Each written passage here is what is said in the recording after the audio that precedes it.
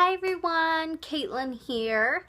I do apologize in advance if you do hear like any people downstairs or background noise. We do have company over right now. My in-laws are over at the moment, so I am going to get into my ultrasound. They did have an ultrasound at that uh, I don't know what you want to call it, like elective ultrasound place where you can just go and do it on your own time. It's not affiliated with your doctor's office or anything.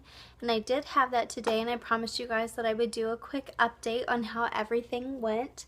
And it went wonderful. I was so nervous. I was shaking. I was just freaking out. I think the ultrasound tech that did it though, she seemed kind of new in that, like when I would ask her questions, she had, I don't know, she kind of like hesitated when she would answer some of them. So it was a little bit different, and like as soon as I went into the ultrasound with her, as soon as we walked in the room, she started to get the abdominal ultrasound probe ready. And I said, well, just to let you know, with all of my pregnancies, my uterus tilts back so incredibly far that they usually just go ahead and do a vaginal because you're not going to be able to see much on the abdominal. And she didn't really listen to me at first. She said, well, let's just try the abdominal and see what we can see. So, of course, she put it on the abdomen, and since it is so tilted, like, all she could really see was, like, my bowels in front of everything, and it was blurry, and you could see the sac, but it was just still so blurry that you could barely even see the baby inside and everything. So she went ahead, and like my heart was pounding and pounding and pounding because like when she did the abdominal and like you don't really see much, you just get so super nervous. And but she did, like at one point she did get kind of a good shot over my abdomen, to the point where I myself, like I was focusing so much on seeing that little flickering heartbeat that I did see it. And like I instantly started tearing up, and I said, I think I see a heartbeat. And she goes, well, let's just do a vaginal just to make sure everything is looking okay. So she, got the vaginal probe ready. She walked out of the room, and she started the transvaginal ultrasound once she came back in. And right away we saw the little flicker of the heartbeat.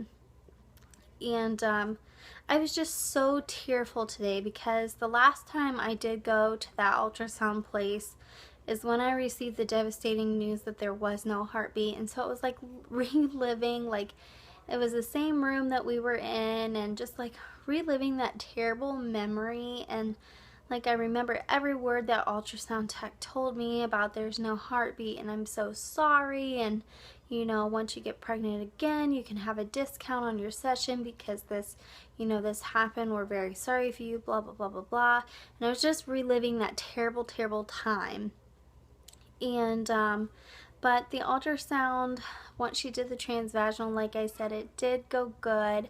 We did get to hear the heartbeat. She was having a hard time picking it up because the baby is still pretty small, but we did get to hear a pretty good strong one time, but then she was like I said, I think she was a newer tech because she wasn't really getting it close to where she needed to hear the heartbeat. But the heartbeat ranged anywhere from it was going like 122 to 125. So at most, like it was she measured it 3 times, and it was 122, 122, and then when she got it on the really strong heartbeat to where we could hear it the one time, it was 125.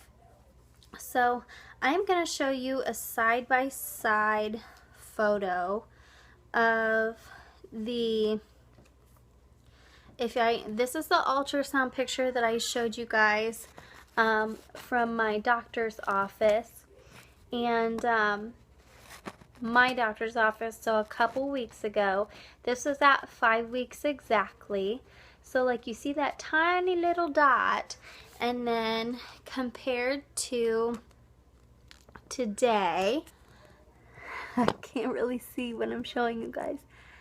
the baby has grown quite a bit, and like if you can look really closely, you can see the little dots at the top and the little dots at the bottom. I'm almost positive those are the start of the baby's arms and little leg buds. The baby was actually measuring perfect this time. Now, if you were watching my previous vlogs, the baby was measuring, you know, a few, like almost a week behind, like 4 or 5 days behind. This baby actually, like the average measurements that she got out of today, I'm supposed to be 6 weeks, 4 days today, and the baby was actually measuring 6 weeks, 5 days. So it's actually measuring ahead, which makes me, it's like, it like de-stress. And I'm really thinking like my wheels are turning, and I'm thinking like ever since I had to have the D&C in August, I really feel like after having Grayson and the first miscarriage and obviously that second miscarriage, that D&C really helped to like clean things out and like a fresh start.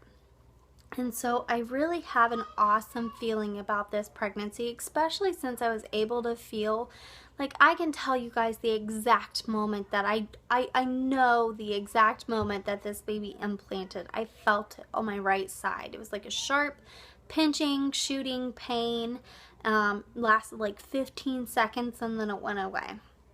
So like I have an awesome feeling about this pregnancy. My symptoms are still great. And I don't know if I can get these side by side, but I mean like the difference in the growth in just a couple weeks amazes me so much. So like going from that tiny dot to that, the baby was measuring a little bit under a centimeter, and like I said, the heart rate was 122. So I am just so super excited, and I hope this means that we have a healthy little bean inside. And I don't know, like my nerves are starting to go away because like I said, with this pregnancy, this is the farthest I have gone in since my last 3 pregnancies. By 5 weeks I was bleeding with all of them. This is the first pregnancy that I have gone this far without spotting or bleeding, and fingers crossed that I don't have any of that. Now, another reason why I thought she was kind of a newer tech is because she had a hard time of, like I said, now with my daughter I have placenta previa. Can you tell where the baby implanted? Do you think I might have any problems with that? And like she was kind of just like wish-washy about it all. She didn't really give me a straight answer. And then like my mom was there with me and she asked, well, since we know where the baby is, where's the cervix on the screen? Like, where's the probe and like, where's the cervix? And she was like, well, it's, like she even said, she's like, it's over here. And so like the area where she pointed, the baby was laying right on top of. So I'm thinking like, okay, so does that mean I will have placenta previa? Like, I don't know. So we will know more. I might do another one of these short ultrasounds next week again, just for peace of mind. I may not. I may just hold off because I do have an ultrasound at my next doctor's appointment on January 12th at 6 p.m. So I might just hold off for that appointment. Or I don't know if I can wait. I'm so, like I said, my nerves have gone somewhat away, but I am still nervous to the point where I just kind of want to keep checking up on things to make sure everything is still going so well. So, but that's how my ultrasound went. And we didn't end up paying for it, but the lady gave me a DVD jump, or not a DVD, but a jump drive of our whole session. Like it's set to music and you can hear the heartbeat on it, but like we didn't pay for that. Like we paid for the smallest package that they had, and that's not supposed to be included. I'm wondering if it's because like of what happened last time, they just added that in. So who knows, I'm curious. So, but I will talk to you ladies later. If you have any questions, please let me know. But other than that, I will talk to you on Wednesday at my 7-week update. I'll see you guys later. Bye.